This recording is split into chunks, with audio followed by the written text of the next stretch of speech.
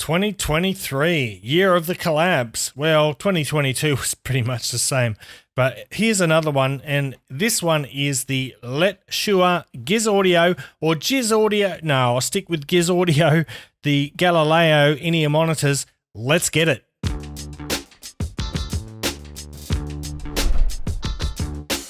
What's cracking, audio fans? It's David here from Prime Audio Reviews. There's a box.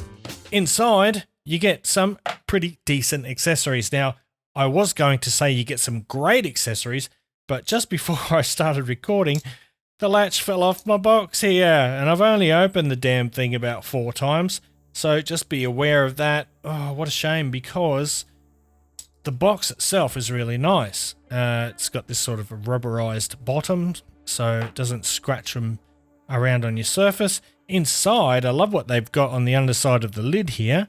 Little things for your ear tips to stick on there, and normally you would have your cleaning tool in there as well, just like that. So pretty cool, hey? So hopefully the next batch of boxes will have a decent clip on it, but let's get into the IMs, and there they are. Boom! First of all, let's have a look at the cable, and you can see, well, no, you probably can't see, or even if you can, oh, what am I even saying? Look, it's reminiscent of the Letshuoer S12 and S12 Pro cables, but it is a bit thinner and lighter and a bit more flexible. So it's a really nice cable, great quality, SPC, silver plated copper. However, look at the aggressive ear hooks on there. Damn, that's just out of control, and that has caused me some real serious fit issues. Oh gosh, it probably won't be a problem for most people. My ears are a bit different, they're a bit bigger. If they are a problem for you, you can use a hairdryer and sort of heat them up and stretch them out, but that's ridiculous. Apart from that, lovely cable. So yeah, the shells are really nice. They're epoxy or resin. They're lightweight. They've got this nice swirly design on the faceplates, which is meant to represent the universe, and I guess I can kind of see that happening. And stock ear tips, by the way. Thank you, Letshuoer. Excellent. So the build quality is really nice. The design looks great, and these are, on top of that, they are super comfortable. I can wear these all day long, and yeah, just really nice all over build and design. I like that. But you know what, let's just get right into the sound. Let's dive in, and I'll start up by throwing up my graph, and yeah, you can see I've got a bit of channel imbalance there. By the way, before we go any further, this is a dual driver IM. It's got one dynamic driver and one balanced armature. Right, before we get into the sound, if you like this kind of content, give it the old thumbs up. It does help out the channel a lot, and consider subscribing if you want to see more audio related content. Now, let's talk about the sound of the Galileo here, and it is basically neutral with a subtle bass boost. And the first thing I noticed about the Galileo sound is the clarity and the timbre, which are both good. However, it is a little restrained, well, fairly restrained in the bass department, and there is a fairly dramatic fall off in the treble as well. And as a result, although the sound is good, especially for things like vocals and acoustic music, the Galileo lacks the dynamics and engagement, in my opinion, to be a solid all-rounder, at least for my tastes. Now, the bass of the Galileo here is characterized as tight and concise, yet it falls pretty short in authority and impact. Despite this, the bass response plays a vital role in opening up the mid-range, creating a more spacious and an immersive sound signature.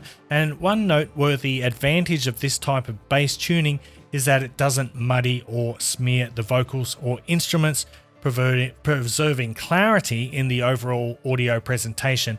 While the sub bass extension is decent, it doesn't really reproduce the deepest notes or the biggest rumble, and that's going to be a limitation for bass heads or those seeking a more pronounced low-end performance.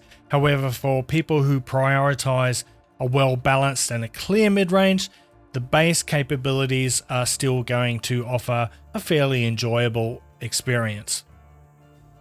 And then for the mid-range, which is pretty much the star of the show here, it's characterized by good clarity and an accurate timbre, resulting in a natural and organic tone. The tuning is neutral, providing a balanced representation of instruments and vocals. And particularly female vocals take prominence with a forward and lively presentation. They exhibit a sweet and emotionally engaging quality without any aggressive attributes such as shoutiness or sounding piercing. Male vocals sound slightly lean, but they are articulate and reasonably convincing. And then for the treble, it is what I would say crisp yet smooth. It strikes a balance between clarity and a pleasing or non-fatiguing listening experience. And while it's not particularly airy, the treble still manages to deliver a satisfactory level of detail retrieval, though it falls short of being exceptional. So detail retrieval is pretty good, but at the same time, fairly average for something in this price range. And one commendable aspect of the treble tuning is the absence of sibilance, which ensures that the treble remains free from any harshness or sharpness, and that allows for a comfortable and enjoyable listen, especially when you're having sort of longer listening sessions. Finally, for the soundstage and technical performance, the soundstage dimensions are decent. They're pretty average, but Galileo lacks depth in its soundstage, which is something that's pretty common nowadays, and that means the audio may not create a strong sense of distance or spatial positioning, and this could lead to sort of a more upfront and an intimate presentation. You know, you bring the vocals and the mid-range forward, you have a light bass and a rolled off treble. Suddenly you're sort of up close and intimate, and the soundstage is not all that convincing.